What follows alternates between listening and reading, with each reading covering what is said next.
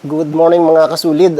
For today's vlog ay mag-unbox tayo ng Aston helmet. Ito at naka pa siya, naka-tali pa siya, no mga kasulid, naka-bundle pa siya. Kagagaling ko lang mga kasulid sa Caloocan, sa Casco Market, Caloocan main branch. At binili natin ito. Ito pala ay Aston GTR full carbon mga kasulid. So without further ado, let's do the unboxing. Ito, tanggalin natin na ng tali ito mga kasulid. Never mind mga kasulid yung background, no?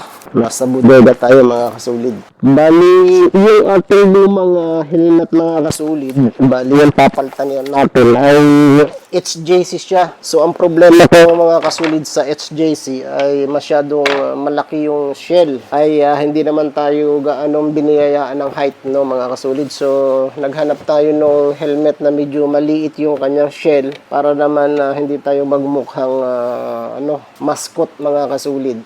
Okay, so ito ay this brand is from France. Ang Aston helmet ay design ng France, ng Europe, but ito ay gawa sa Vietnam, no? So at least ito ay gawa sa Vietnam, hindi made in China, mga kasulid. So tingnan natin ito. Ito nga pala mga kasulid ay ang original price. Reveal na ba? Saka maya na lang mga kasulid yung presyo.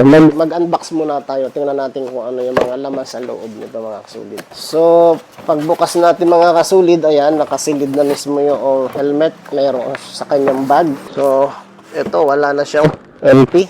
Bali, parang helmet bag lang ang kasama niya mga kasulid sa loob. So, bali ito yung ating gagamitin na sa pag-motovlogging. Itong helmet na to. Ito nga pala ay intercom ready na. Ang kagandahan dito ay ito ay magaan, kasi carbon na siya. At hindi siya pinlock, pero anti-fog na siya mga kasulid. So hindi na natin kailangan mag-install ng pinlock. Ayan. So pagbukas natin, makikita mo nakasulat na mismo yung kanyang brand. Ayan, Aston. Sana kita, no? Magandang klase yung kanyang bag mga kasulid. Makapal, hindi katulad doon saka hindi siya madulas. Ayan, makapal siya, tela, cotton. Yung iba parang parang eco bag, ganun ang pagkakagawa. So ito na siya mga kasulid. Ayan, may sticker pa. Ito nga pala mga kasulid ay small, yung ako ang size ko sa HJC, yun ang ating yun ang aking iniisip na matagal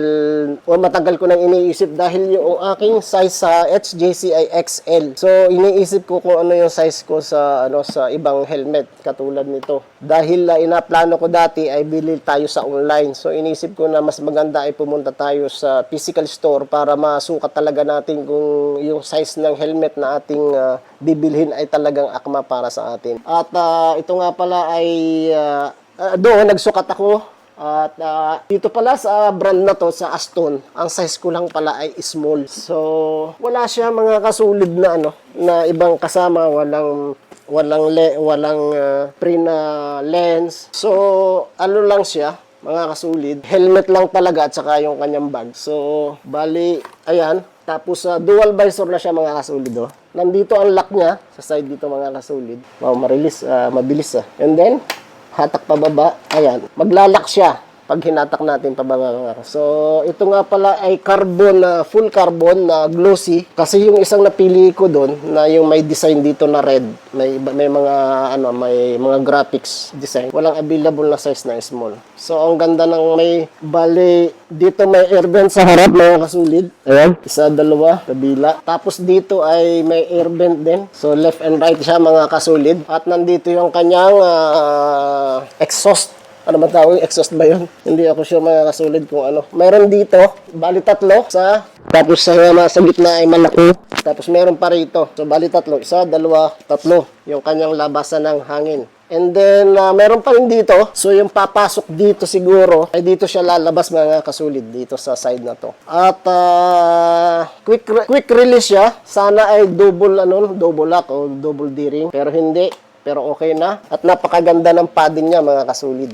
Solid talaga. Kasi, European brand ito. And then, meron na lang certification ng US, DOT. At meron din tayo rito sa Pilipinas, certified ng ICC. And then, 1.380 grams siya mga kasulid. Ayan o. So, napakagaan. So, tamang-tama ito para sa pag long ride, hindi gaanong mapagod, no? Tapos GTR, nakandyan yung kanyang yung kanyang model. Ang size ay small, pero ang size ko mga kasulid sa HJCI XL. So, napakalayo ng diferensya. So, yun lang mga kasulid. At tatanggal na natin ng ng sticker. Di ba mga kasulid? Try nating isuot. Intercom ready na. Ang wala lang sa kanya yung pin lock. Kaya lang, ang sabi noong ay ito ay anti-fog na ang lens na ginamit dito. Napakaganda ng kanyang emblem dito. May emblem siya ng Astron. So, ayan siya mga kasulid. Saktong-sakto siya at napakagaan niya mga kasulid. Okay. So, set up natin ito mga kasulid ng intercom at saka ng ating camera. Magmamount tayo rito. Ito nga pala mga kasulid ay walang emergency release dito sa mga nagtatanong. Wala siyang emergency release dito. So, ayun mga kasulid at na-set up na rin natin yung ating intercom. Ito may intercom, gamit natin ay Pridcon. And then nalagyan na rin natin ng camera, ng mount para sa ating action camera. So, bali ang gagawin naman natin ngayon mga kasulid ay ating i-ride ito. Gagamitin natin at titingnan natin kung kung maganda ba o pangit ito sa pag motovlog. So, yun, itatry natin ito.